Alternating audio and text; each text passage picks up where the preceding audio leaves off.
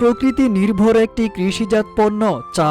আবহাওয়া অনুকূলে থাকলে চায়ের উৎপাদনও ভালো হয়। এর জন্য প্রয়োজন পরিমিত বৃষ্টি ও সূর্যকিরণ। সেই অনুকূল আবহাওয়া না থাকায় চলতি মাসের শুরুর দিকে প্রচণ্ড তাপে ঝলসে গিয়েছিল বাগানের অধিকাংশ চা গাছ। প্রায় 4 মাস আগে থেকেই চা বাগানের সেকশনগুলোতে চা গাছ ছাঁটাইয়ের কাজ শুরু করেছিল বাগান কর্তৃপক্ষ। ছাঁটাইয়ের কারণে চা বাগানে চলে এসেছিল রুক্ষ শুষ্ক ভাব। বৃষ্টির অভাবে রুক্ষ বাগানে নতুন পাতার দেখা যাচ্ছিল না খুব একটা। এর মাঝে বিভিন্ন পোকামাকড়ের আক্রমণ বেড়ে যাওয়ায় সামান্য যা কুড়ি পাতা ছিল তাও আক্রমণ হতে শুরু করে। অবশেষে স্বস্তির বৃষ্টি পড়ল চা বাগানগুলোতে। এতে বাগান কর্তৃপক্ষ ও শ্রমিকরা অনেকটাই খুশি হয়েছেন।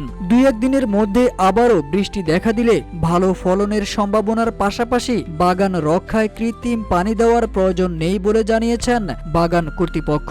চলতি মৌসুমে বৃষ্টি না হওয়ায় দুশ্চিন্তা বাড়ছিল চায়ের রাজধানী হিসেবে পরিচিত মৌলভীবাজার জেলার 92টি চা বাগানের মালিক শ্রমিকদের। বাংলাদেশীয় চা সংসদের সিলেট অঞ্চলের চেয়ারম্যান জিএম গোলাম মোহাম্মদ শিবলি বলেন, দীর্ঘদিন বৃষ্টি না হওয়া ও তাপমাত্রা বেশি থাকায় উৎপাদন কমে গিয়েছিল। এবছর শুরুতেই আমরা প্রচণ্ড খরার সম্মুখীন হই। গত 5 মাস আমরা চা বাগানে কোনো বৃষ্টি পাইনি, বিশেষ করে মৌলভীবাজার অঞ্চলে। রিসেন্টলি বৃষ্টি শুরু হয়েছে এবং চা পাতা আবার নতুন কুড়ি দেখা দিয়েছে। যদি আগামী মাসগুলোতে আমরা পর্যাপ্ত বৃষ্টি পাই এবং সানলাইটও দরকার চায়ের জন্য, দুটোই পাই, তাহলে হয়তো আমরা কিছুটা কভার করতে পারবো।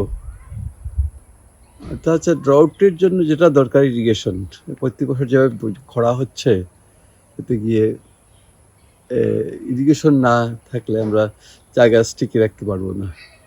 এর জন্য যদি সরকার আমাদের ভর্তুকি দেন ইরিগেশন আমদানির ব্যাপারে, তাহলে হয়তো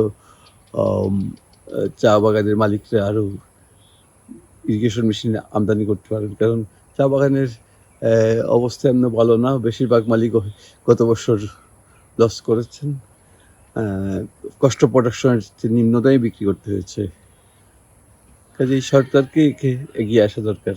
দেশে নিবন্ধনকৃত চা বাগানে রয়েছে 168টি। পাশাপাশি পঞ্চগড়ে রয়েছে ক্ষুদ্রায়িত অনেকগুলো চা বাগান। পঞ্চগড় ও দেশের 168টি চা বাগান মিলিয়ে 2025 সালে উৎপাদন লক্ষ্যমাত্রা নির্ধারণ করা হয়েছে 103 মিলিয়ন কেজি।